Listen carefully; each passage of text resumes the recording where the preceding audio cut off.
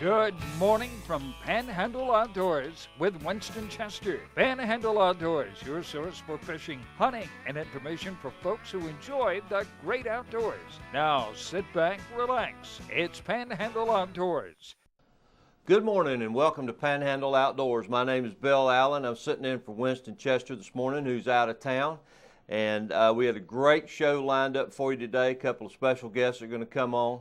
But first, let's get started with the weather, brought to us by Haney Technical Center, 767-5500. Haney, great place. Give those folks a call. If you need a direction, more than just a job, that's a great place to start. Learning the skill there at Haney, and they've got the counselors there who can help you. The weather today, high is going to be at 88 with the low tonight of 74. Partly cloudy most of the day with a 30% chance of rain. I mean, we're pretty much back to that everyday summer kind of forecast that we have. And the forecasted wind west at 7 to 10. And I say forecasted because it always seems to blow more. So you just got to judge your fishing and your position by what the wind's doing when you get out there. All right, let's take a look at our tide chart brought to us by Kent Forest Lawn. High this morning, 7:03 a.m. with the low this afternoon at 5:39. So if you're fortunate enough to be able to be off today, it'd be a great time to get out and catch that last hour or so before the tide, and then have a good falling tide all day long. So it should produce some pretty good fishing. And looking at the fishing game times as far as that's going, and those brought to us by Mark Cowart at Edgewater Realty, good friend of mine and good fisherman. 9:55 this morning to 11:55 this morning are peak game time. So a couple hours after that tide changes. And then tonight, 10:24 to 11:24, which is not going to find me out there, but for those of you who are industrious and want to get out, that's going to be the peak times tonight. We're going to go ahead and take a break right here. We're coming back with a real special guest with some items of interest that I think you'll enjoy. So let's take a quick break right here.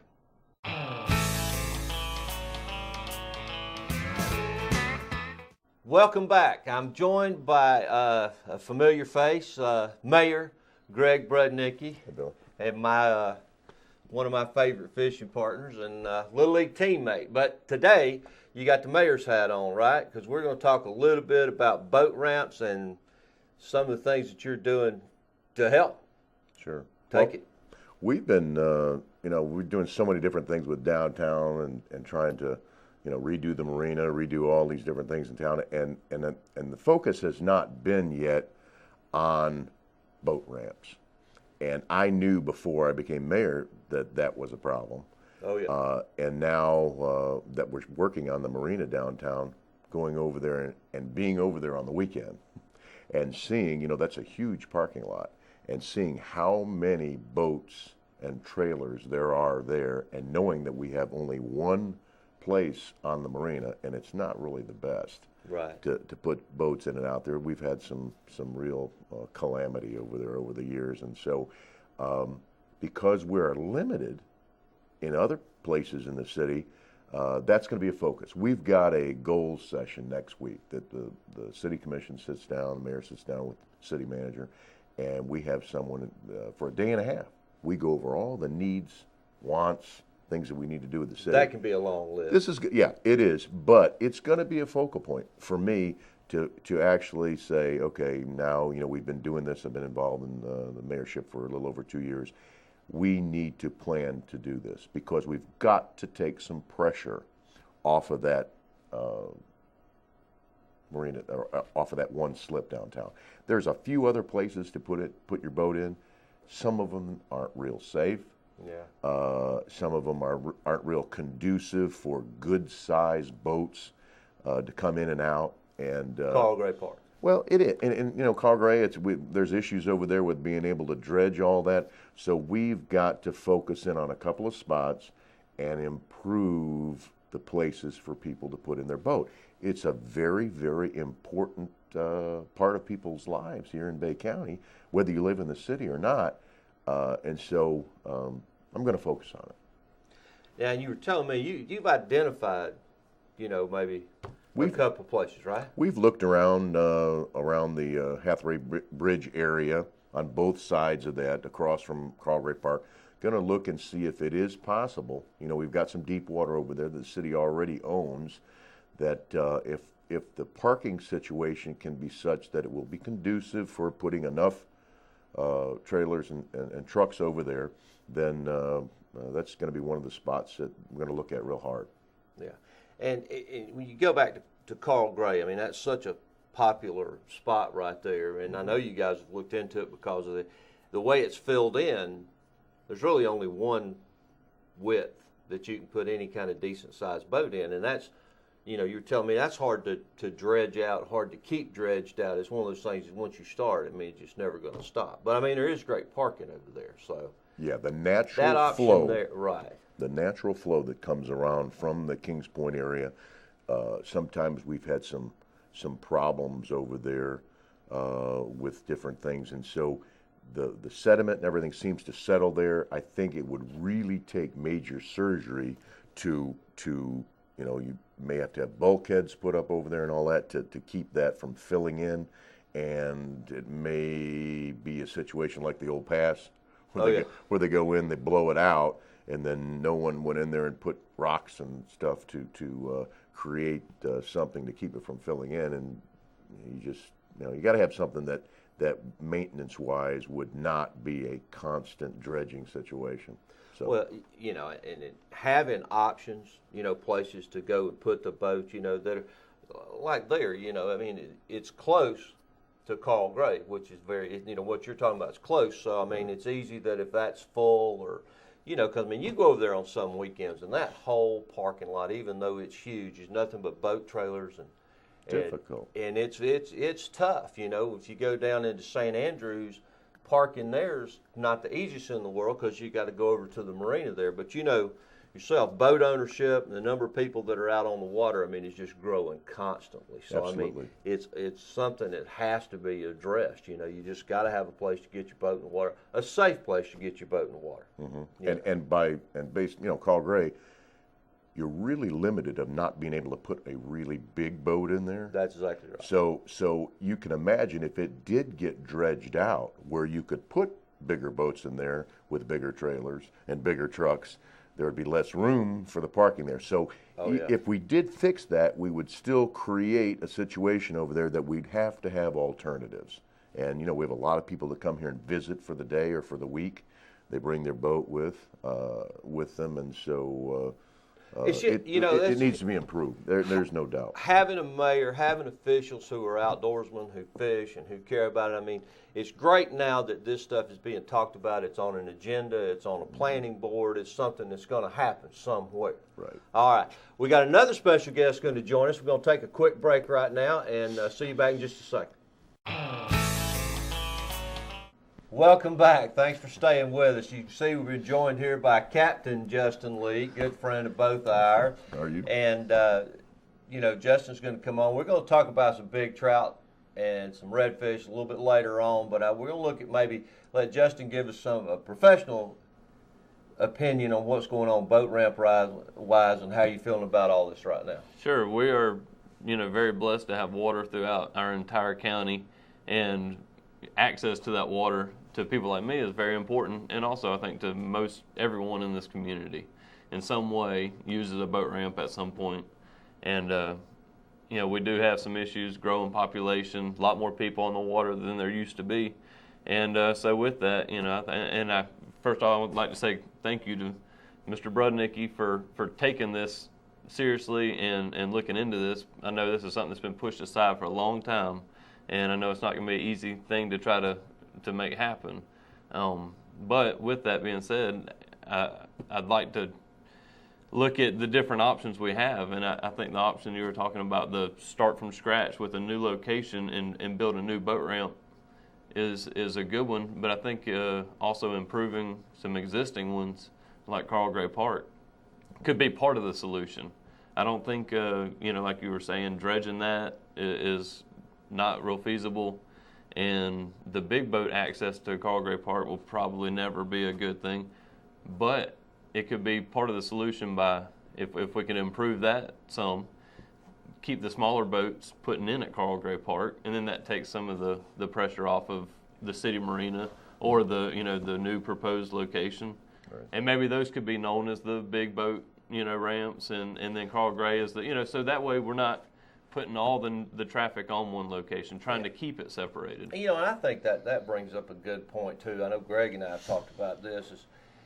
Just take Carl Gray for instance. I mean, we all know, all right. It's not a problem for our boats, flats boats, right, skiffs, and stuff like that. Just about any time. But guys who are trailing boats down here from Alabama, we got a ton of them. Sure. And from Georgia and stuff like that. It's difficult there anytime. Yeah. And not just where, you launch, you got some water, but then you got to go across the water. So dredging there for bigger boats is impossible. That's not going to happen because you'd have to go out so far and through all that seagrass. I mean, that's never going to happen, but maybe some information about, boats of a certain size, you can kind of direct them to the marina or do something like that, when people are looking at coming down here. So, that's, I saw a guy come down here one time. He had enough water to put in. Yeah. But he couldn't turn the then boat that's just around. from us blowing it out when we're power loading there. Exactly. I mean, it was a low tide. He was stuck. But what about a dock there at Carl Gray Park? I mean, is that feasible or a possibility? Yeah. It is? It's possible. Because that is a location, and I think the reason that gets brought up so much is it's such a good central location.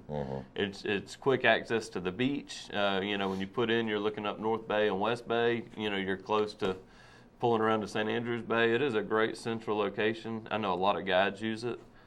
But that's another thing that I think would really improve. And I know it just got a beautiful renovation there. And I think we've got some lights over there now. Yeah, it is. And the area is looking so good that a lot of us have talked about that. That man, it seems like it's so close to being a really a highlight for the area. But I think if we had a series of some kind of dock there, for people to tie up to for smaller boats, really, that would be a good deal for the small boats. Yeah, and that would that would help speed things up a little bit. Sure. As far as putting it in. And to that point, and I know I always bring this up, it'll help the situation for everybody. Have your boat ready when you pull up. That's right. We've sat there, we fished together a ton, and you sit and it's not so much the skill of getting a boat out of the water or putting a boat in the water, but which can be practiced. But you don't back the boat down to almost in the water. Yeah. And then load all your stuff in the boat, or pull it up a few feet and then start putting everything back in your truck. With people lined up everywhere, it doesn't take much, to get the strap ready. Get it done, get the chain done, whatever you're comfortable with, depending on that. But just look around. You can hold up. It'll be a lot quicker. If you have your stuff ready, just get the boat in the water, get it out. And then, like you said, if there's a dock there, that would improve some things where you could pull around maybe and tie up to that. And then if you got to go over there, unload stuff from your truck, get it to the boat. Yeah. Big difference. But, having, again, not to beat this to death, but we've got somebody who cares, somebody who's looking at this and exploring options, for giving us options. Because basically, now, I may be really wrong about it, but you look over the past 20 years, has there been any new boat ramps built? I think over there across from in Millville. Over in Millville? Over right down from the Bay County Boatyard. Yeah. Oh, yeah. I think that's probably been done within the last 20 years, and that's a sweet place to put your boat in. Oh, yeah. It really is nice. But that is a really long way from the pass. Oh yeah. I mean, it is. Well, you need to be fishing that area, and it's nice. But so that is available. And maybe I shouldn't bring it up now because then it'll get flooded with people. Right. Don't talk about our boatyard. I mean, boat ramp. That's what we use. It's going to get too busy. So yeah. But there's a lot of pressure on that one too because I've been by there a lot of times, and the parking there is not the greatest either. I mean, we've got some parking there, but most of them are limited. So over there, Carl Gray too. I think if there was a possibility of doing a dock. It would be nice to flag, buoy something, the deepest part going out. Oh, absolutely. Because those boats going in and out of there, tearing up all those seagrasses. Yeah. It's like, especially if you don't know already a path that's already torn up. Yeah. Why not put some little markers or some small buoys? and that way we're not messing up new Stay in areas. between Sure. them, because certainly that bluff that's out there that you have to go over is. I'll make you a deal. You build the dock, I'll go put the poles out there and mark the channel. Yeah, okay. Well, that's what we were talking about before. You get your boat in the water fine. Then you have to know how to get through there. Because if you go the wrong way there, it's shallow. Well, there's a lot of nice fishing right around there too. So you don't want people coming out down the sides and along those big grass flats. Oh yeah, no question. And to what I was saying, we're able to think of one boat route in the past 20 years. So you look at the number of boats that have increased in the past 20 years, and we're trying to service them with just the same ramps that we've got. So I mean, there's not an equality there. I mean, I don't know how many more boats, but there's a ton more boats than when we were running around 20 years ago out there. So, okay, guys, we're going to actually come back and talk about some fishing and what's going on in the bay right now. So let's take this quick break, and we'll be right back. Welcome back. Again, we're joined with Justin Leake and Greg Brudnick. He's taking off his mayor's hat now, and we're going to talk fishing. So, Justin, what's going on? What's happening in the bay? Beautiful water. We have had a great stretch of nice, clear water in the bay. Great sight fishing opportunities, and it's really we're in our summertime pattern now. Summertime pattern, full swing.